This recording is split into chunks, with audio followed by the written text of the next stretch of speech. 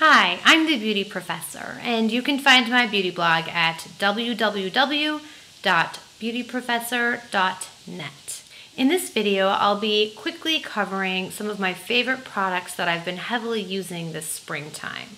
And I have had to very carefully edit them down to a group of exactly 8. So we'll get started. My first favorite is the Tom Ford Tobacco Vanilla Perfume. And this was something that I had asked for my birthday back in January. I'm so thankful to have received it.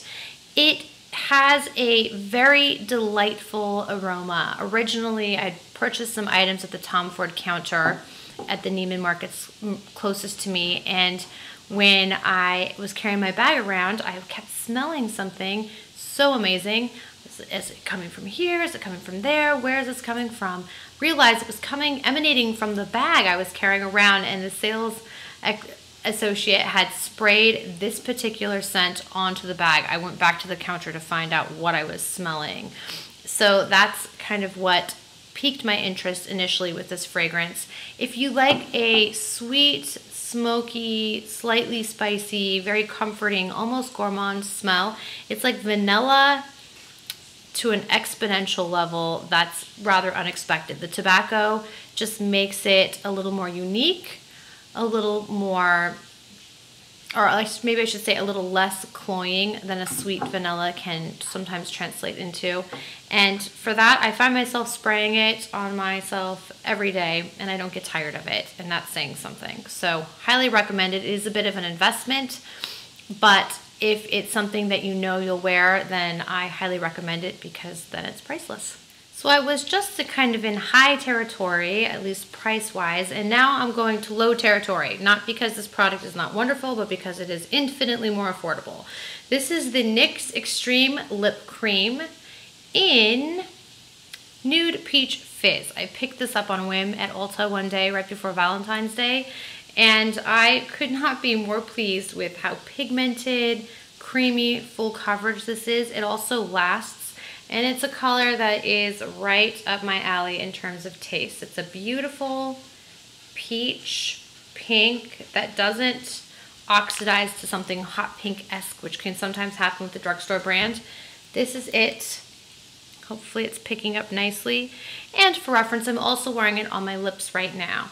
It does have a rather pronounced scent. I wouldn't call it an offensive one, but I did have to get used to it. I can't really taste it, but I do smell it when I apply it. Kind of a weird chemical candy vanilla.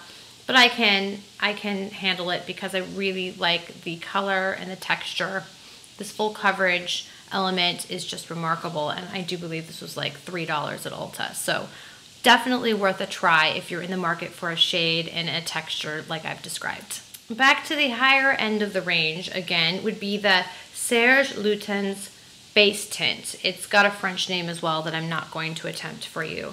I ordered this from Barney's last month, and I had just read some rather intriguing reviews on how people were using this and what their experiences were, and so I thought I would try it out. It comes in an extremely minuscule container. That was a little bit of a shock to me. And in it is this white-ish cream.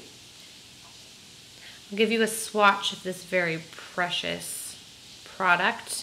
So this is what it looks like on the skin. It's kind of opaque white, and I barely had to tap the container here. So you can use it very sparingly, and it does impart kind of a rich white pigment. Now I'm going to put it on my hand, and you'll notice that it completely disappears. But it does create this very smooth, even canvas on the skin. So the way I like to use it is to put on my very favorite Metier de Beaute Peau Vierge in number 2, which I've spoken about many times in the past.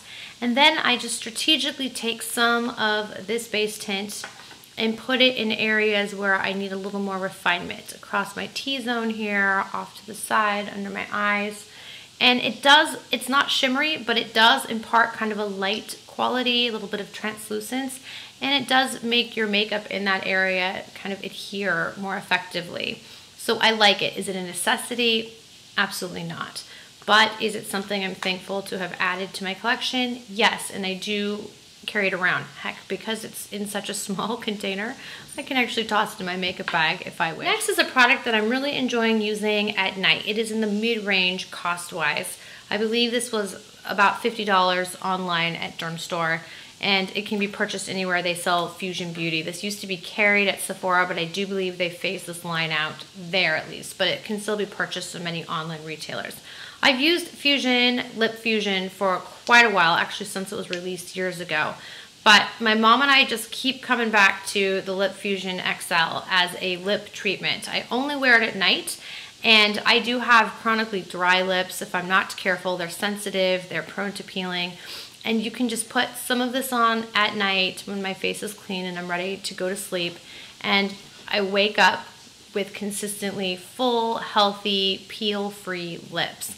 Are my lips injection worthy in terms of a plumping effect? No, but they are fuller and healthier looking, and I do appreciate that. Over time, the results of the plumping are more pronounced, but I wouldn't say it's anything on par with something, say, clinical or surgical, and that's okay. I'm very comfortable with this. It also has a delightful kind of minty, tingly feel and scent, so it is a joy to apply, the Lip Fusion XL. On to something a little more splurge-worthy is the Sisley Phyto Blush Eclat in number 5, Pinky Coral.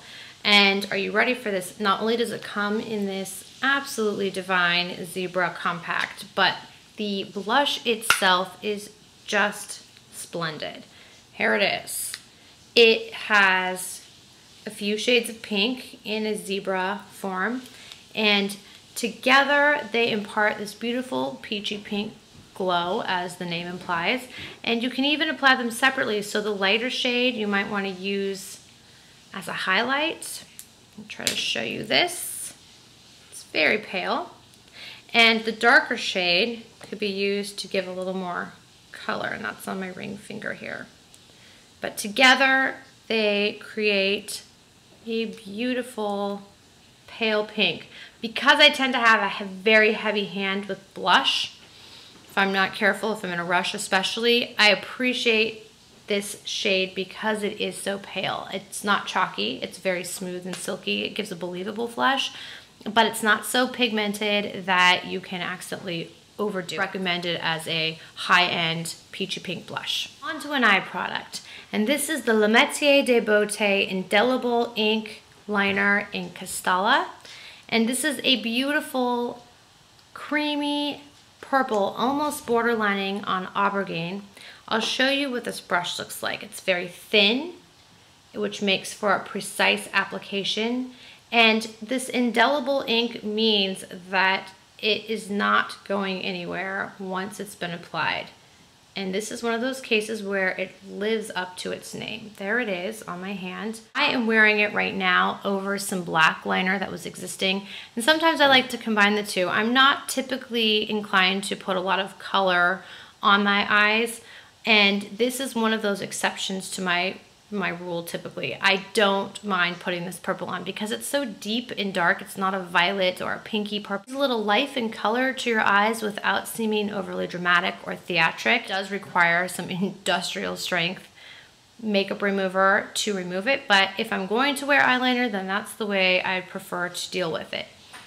Scrubbing it off in a serious way, because that tells me it's staying put in the interim. Next up is a product that I bought on a whim, and I've found myself going to this a lot more than I might have originally expected. It's the Caudalie Beauty Elixer. And this is an herb-infused liquid, almost like a water, that has a spray. And I think you can use this for a variety of purposes. To refresh your face, to cool yourself down if you've been sweating. It says you can close your eyes and mist onto the face before applying moisturizer and at any time of the day, which is pretty much giving you carte blanche to use this whenever you'd like.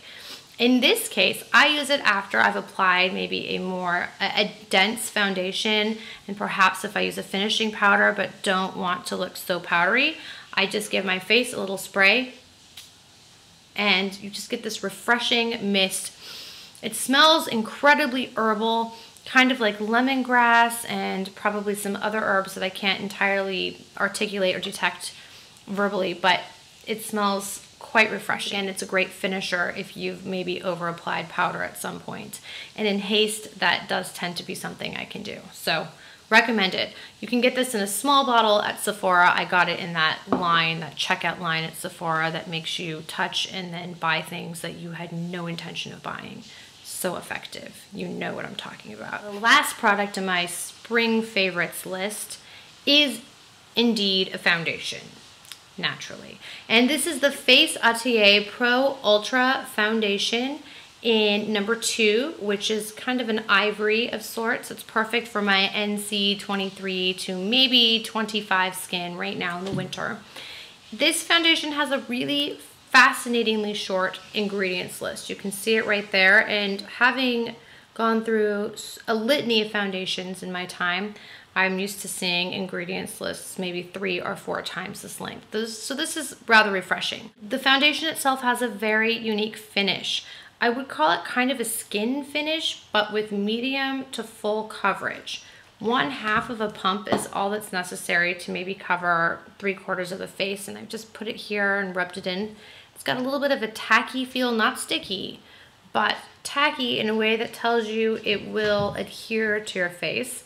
And then when it dries down, it starts to impart this kind of very believable, lovely glow. When you're looking at the foundation, you don't see any perceptible shimmer, certainly no glitter, but there's something about the ingredients that creates a nice glowy skin finish that still maintains coverage and stays in place.